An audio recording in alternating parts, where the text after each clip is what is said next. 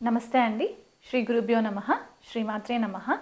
ఈరోజు మనము గోచార రీత్యా గురుగ్రహం మనకి మే 14వ తారీఖున వృషభ రాశి నుంచి మిథున రాశిలోకి సంచారం జరుగుతుంది.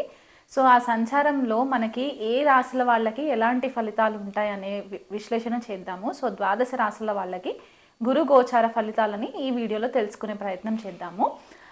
గురుగ్రహం మనకి మే 14వ తారీఖున రాత్రి 11:20 మనకి న్యూఢిల్లీని కనుక మనము లొకేషన్గా తీసుకున్నట్లయితే కనుక ఆ సమయానికి వృషభ రాశి నుంచి మిథున రాశిలోకి సంచారం జరుగుతుంది.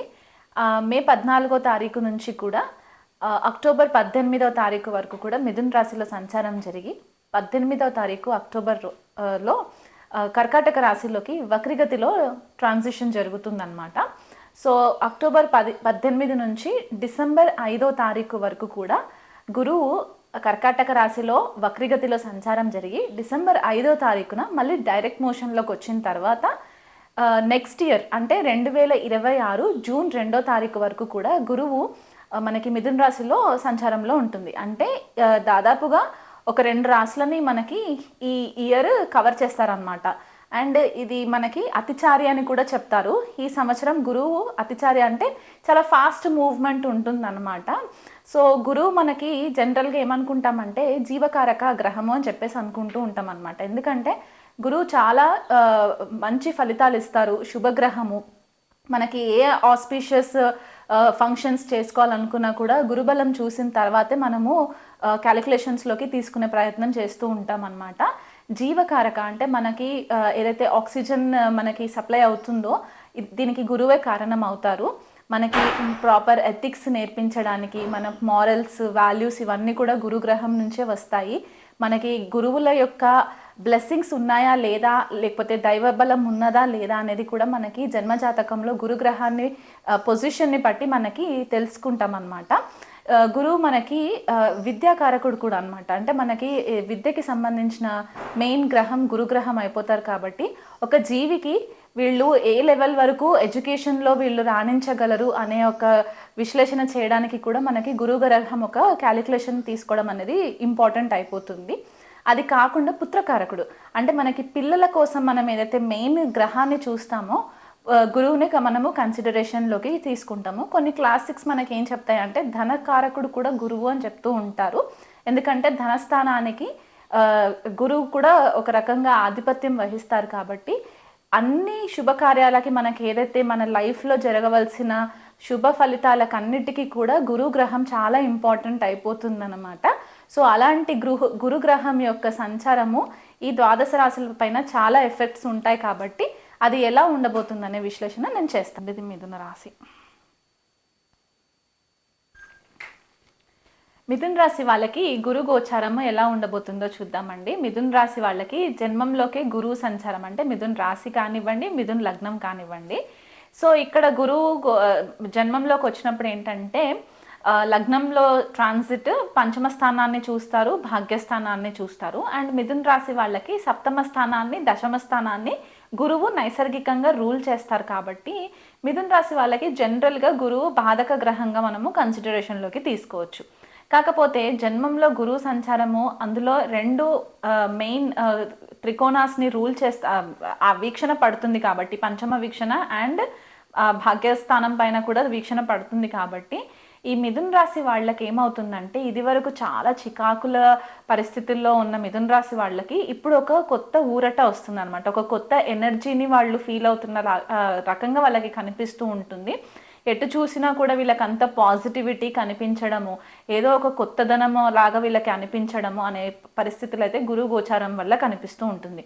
వీళ్ళకి ఆకస్మికంగా ఎవరైనా మంచి గురువులు తారసపడము, వాళ్ళ వల్ల వీళ్ళు ఆధ్యాత్మికంగా ఎదగడము, లేదా ఏదైనా టెంపుల్స్ దర్శనం చేసుకోవడము, ధార్మికంగా ఉండడము, ఇది వరకు ఏదన్నా ఒక ప్యాటర్న్ కనుక ఫాలో అవుతూ ఉంటే కనుక ఆ ప్యాటర్న్ నుంచి కొద్దిగా చేంజెస్ చేసుకొని వాళ్ళ బిహేవియర్లో చేంజెస్ చేసుకుని కొద్దిగా మెచ్యూరిటీ థింకింగ్ వచ్చే ఛాన్సెస్ కూడా మనకి మిథున రాశి వాళ్ళకి కనిపిస్తుంది. అంటే ఈ దూకుడుతనం పనులు కాకుండా కొద్దిగా లౌక్యం ప్రదర్శించి ఆచితూచి అడుగులు వేసేలాగా వీళ్ళకి మంచి ఫేవరబుల్ రిజల్ట్స్ ఉంటాయి.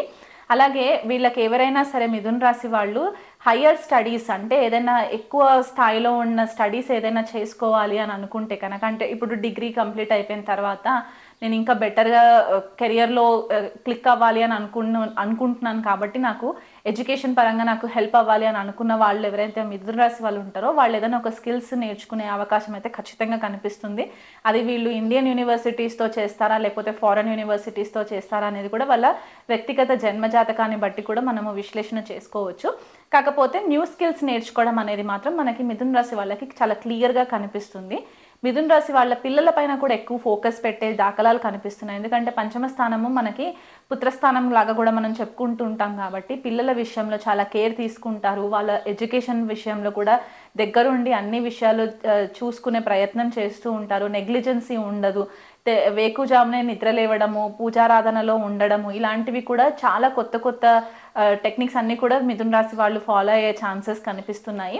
అండ్ వీళ్ళకి కెరియర్ విషయంలో కూడా, ఎందుకంటే సప్తమాధిపతి దశమాధిపతి లగ్నంలోకి వెళ్ళినప్పుడు ఏమవుతుందంటే కెరియర్ పరంగా వీళ్ళకి మంచి నెట్వర్క్ సర్కిల్ పెరగడము, ఆ నెట్వర్క్ సర్కిల్ వల్ల వీళ్ళకి ఒక రికగ్నిషన్ రావడము, వీళ్ళు ఒక ఎవరైనా నార్మల్ అసోసియేట్ లెవెల్లో ఉన్న వాళ్ళు టీమ్ లీడర్ పొజిషన్స్కి ట్రై చేయడము, లేకపోతే టీమ్ లీడర్ పొజిషన్స్లో ఉన్న వాళ్ళు లీడర్షిప్ రోల్స్కి వెళ్ళడము, వీళ్ళ తెలివితేటలకి ఎదుటి వాళ్ళు చాలా అప్రిషియేట్ చేయడము, ఇవన్నీ కూడా మిథున రాశి వాళ్ళకి చాలా ఫేవరబుల్ రిజల్ట్స్ కనిపిస్తున్నాయి. కాబట్టి ఈ గురు గోచారము మిథున రాశిలో ఉన్నన్ని రోజులు కూడా మీరు ఒక మంచి కెరియర్ని సెట్ చేసుకోవడానికి, అంటే వచ్చే 12 సంవత్సరాల వరకు మీకంటూ ఒక రికగ్నిషన్ రావడానికి ఇప్పుడు మీరు బీజం వేసుకున్నట్లయితే కనుక, ఒక ప్లానింగ్ ప్రకారం వెళ్తే కనుక మీకు ఈ గురు గోచారం చాలా ఫేవరబుల్ రిజల్ట్స్ ఇస్తాయి.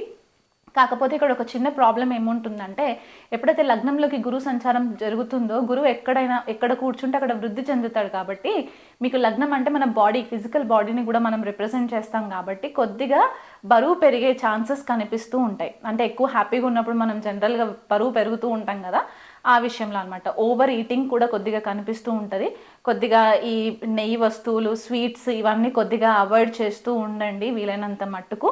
మీకు మంచి గురువులు తారసపడుతూ ఉంటారు, వాళ్ళ వల్ల మీరు చాలా మంచి విషయాలు నేర్చుకుంటూ ఉంటారు. మీ ఇష్టదేవత ఆరాధన ఎక్కువ పెరుగుతూ ఉంటుంది, పెద్దవాళ్ళ పట్ల గౌరవం పెరుగుతుంది, ఇంట్లో గృహశాంతి నెలకొల్తుంది. ఇది వరకు చాలా చికాకుల్లో ఉన్న మిథున రాశి వాళ్ళకి ఇప్పుడు మంచి ఫేవరబుల్ రిజల్ట్స్ అని మనము చెప్పుకోవచ్చు అనమాట. సో ఇంకా మీకు ఫేవరబుల్ రిజల్ట్స్ రావాలి, మీకు వ్యక్తిగతంగా దశ అంతర్దశల పరంగా కూడా మీకు గురు గ్రహము ఇప్పుడు ఏదైతే గోచారం జరుగుతుందో మీకు ఫేవరబుల్ రిజల్ట్స్ ఉండాలి అని అనుకున్నట్టయితే కనుక వీలైనంత మట్టుకు దత్తపారాయణం చేసుకోవడం, అంటే గురుదత్త చరిత్ర ఉంటుంది కదా, అది రెగ్యులర్గా చదువుకోవడము, దానివల్ల మీకు కొద్దిగా జ్ఞానం పెరిగి ఆ జ్ఞానాన్ని మీరు చిన్నపిల్లలకి ట్రాన్స్ఫర్ చేసే ప్రయత్నం చేసుకున్నా, లేకపోతే కొంతమందికి ఆర్ఫనేజెస్ ఉంటాయి, అంటే చిన్నపిల్లలకి అనాథ శరణాలయాలు ఉంటాయి కదా, అక్కడికి వెళ్ళి మీరు బుక్స్ పంచిపెట్టడం కానివ్వండి, పెన్స్, బుక్స్, పెన్సిల్స్ ఆ పిల్లలకి ఏది అవసరమైతే అది పంచిపెట్టడం కానివ్వండి, లేకపోతే భోజనం పెట్టడము, చిన్నపిల్లలకి భోజనం పెట్టడము, మీకు ఆర్థికంగా ఎంతవరకు మీ స్తోమత ఉందో అంతవరకు మీరు చేసుకోగలిగితే ఈ గురు గోచారం మీకు ఫేవరబుల్ రిజల్ట్స్ ఇస్తాయి. అది కాకుండా ఏదైనా ఒక గురు మంత్రం తీసుకొని ప్రతిరోజు కూడా, ఈ గురువు మీకు మిథున రాశిలో ట్రాన్సిషన్ అంటే నెక్స్ట్ ఇయర్ వరకు కూడా ఉంటారు కాబట్టి మధ్యలో వక్రీగతి చెందినా సరే, ఎప్పుడైతే మీకు ఈ ఏదైనా ఒక గురు మంత్రం తీసుకొని మీరు ప్రతిరోజు కూడా ఒక 108 సార్లు కనుక ఆ గురు స్తోత్రం కనుక మీరు పారాయణం చేసుకుంటే, చిన్ని మంత్రం ఓం బృహస్పతయే నమః ఇలాంటి మంత్రం ఏదైనా తీసుకొని మీరు 108 టైమ్స్ చేసుకున్నట్లయితే మీకు ఇంకా బెటర్ రిజల్ట్స్ వచ్చి ఒక పాజిటివ్ ఆరా మీకు వస్తుంది. దానివల్ల మీరు ఎదుటి వాళ్ళకు కూడా జ్ఞానం పంచే మార్గంలో మీరు ఉంటారు. సో ఈ పర్టిక్యులర్ గురు సంచారంని మాత్రం మిస్యూజ్ చేసుకోకుండా ప్రాపర్ ప్లానింగ్ చేసుకొని మంచి వ్యక్తులతో పరిచయాలు పెంచుకునే ప్రయత్నం చేయండి.